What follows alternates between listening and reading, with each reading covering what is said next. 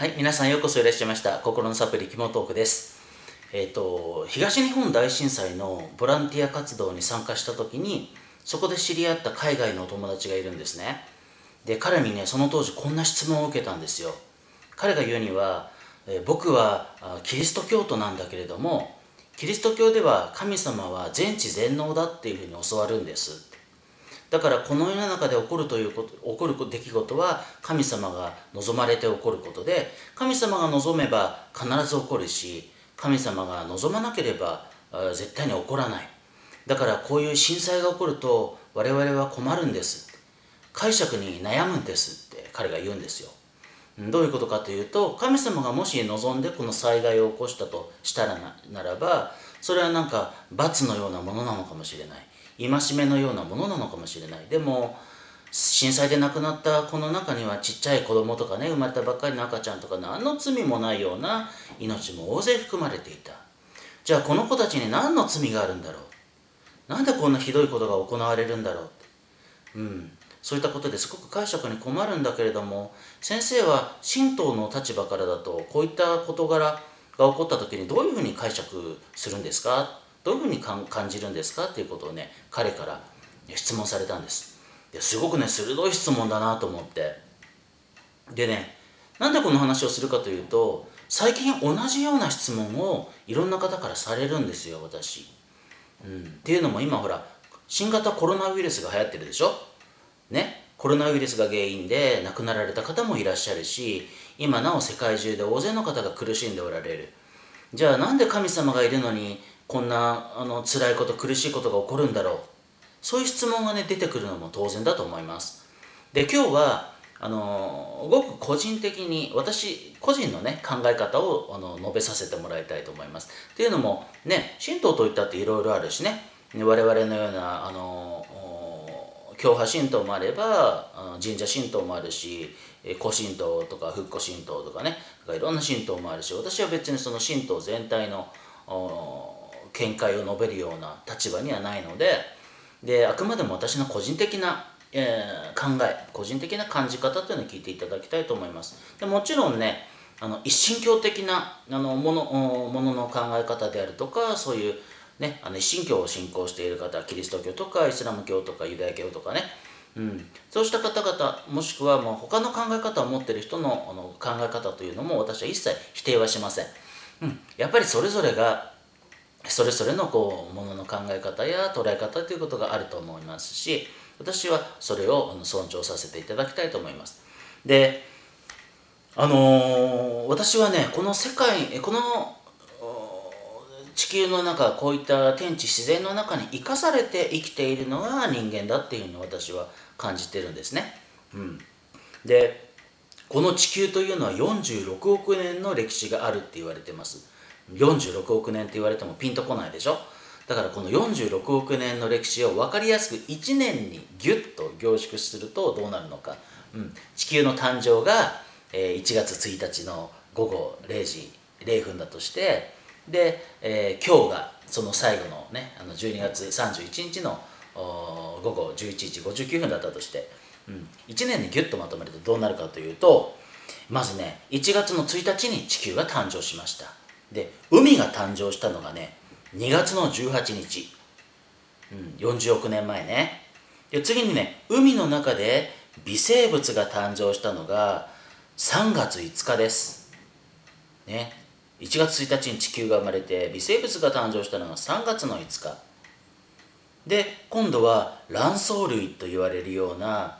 小さな藻のようなものが生まれて、で、光合成によって酸素がだんだんと作られてきたのがなんと6月の21日です。もう半年過ぎてるんですよ。ね。ちょうど24億4000万年前。この頃に酸素が作り出されてオゾン層ができてきました。ね。そして5億3000万年前にカンブリア紀、ね、古三葉虫と言われるようなものが海の中に生まれてきたりしたのが11月の19日ですよ。11月19日だよ。で、その次、4億3500万年前、ちょうど11月27日の頃にようやく両生類のようなものが生まれて陸上生活、ようやく海の中にしかいなかった生物が陸上に上がり始めたのが11月の27日です。ね。で、11月の30日にアンモナイトのようなものが生まれるんだけど、実はその前にね、一度この生物というのは全滅してるんですよ。11月の27日、全滅っていうかね、生き残ったものもいるんだけども、大量に生物の大量絶滅というのが11月27日に起こって、その後アンモナイトのようなものが生まれて、と思ったらね、今度は12月の3日にまたもや生物の大量絶滅が起こります。そして12月の8日、3億年前ね、もう12月の8日に昆虫と一緒に皆さん大嫌いなゴキブリも生まれた。ゴキブリ3億年前から生まれてるんですよ。ね、我々からすると大先輩ですよ。ところが12月の12日にまた生物の大量絶滅が起こってしまう。そしてその後にね、恐竜の祖先というものが生まれてくる。そして12月の14日、もう12月最後の月も半ばになって哺乳類が誕生するんです。ね、2億2500万年前。そして今度12月14日、その数時間後に今度また生物の大量絶滅が起こってしまう。そして12月の20日、鳥の祖先と言われる始祖鳥が生まれて、12月の24日、クリスマスイブに恐竜がこの世界の中で最盛期を迎えるんですね。いろんな恐竜が大地の上を闊歩していたのがクリスマスイブ。と思ったらクリスマス過ぎて12月26日に恐竜が絶滅してしまうんですね。恐竜が絶滅して霊長類が出現するのが12月の26日、6550万年前です。じゃあ我々の祖先、ホモ・サピエンスは一体いつ頃生まれたのかっていうと、これ20万年前なんだけれども、1年間に換算するとね、これ12月31日の午後11時37分ですよ。あともう23分しかないんですよ。23分前にようやくふっとこう人間が生まれたわけで、そしてさらに言うとね、イエス・キリストが生まれたのが12月31日の午後11時59分46秒、あと14秒。産業革命に至っては11時59分58秒、あと2秒ですよ。ね。人間の歴史というのは地球の歴史の中でほんのわずかなウエイトしか占めてないんですよ。人間というのはこの地球上の中で、の生物の中では新参者だっていうことなんですね。で、何が言いたいかというと、我々は先ほども言ったようにこの自然の中で生かされている命の一つが人間だということで、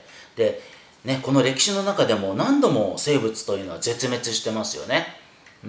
これは環境の変化が行われて、環境の変化が急に起こったりして適応できない生物というのはこう死んできた。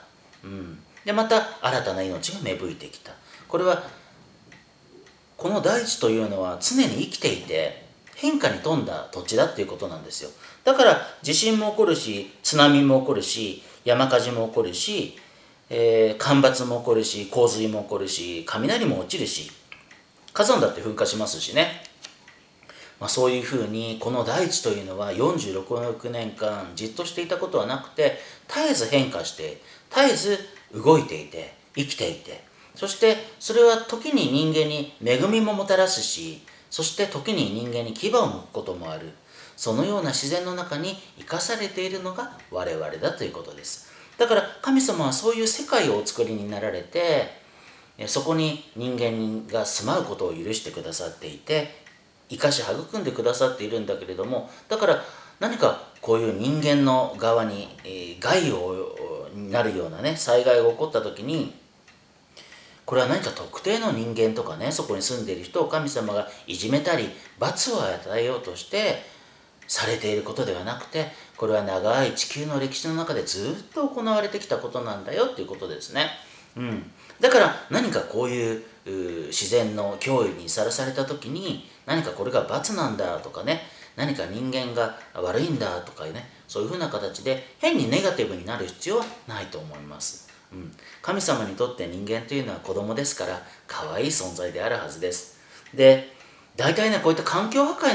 何かによってねもたらされる災害っていうのはこれは人災ですからね。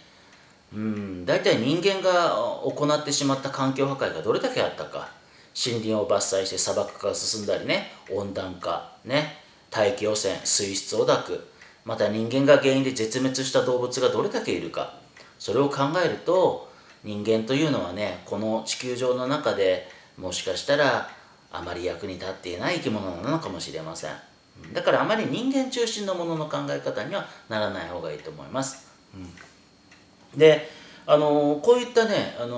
新型コロナウイルスの脅威に今我々はさらされていますけれども、これもね人間が定地定住をして農耕生活なんかを始まった頃からこういう細菌と人間との戦いというのは常に行われてきたって細菌学の先生方はおっしゃってますね。紀元前1157年に亡くなった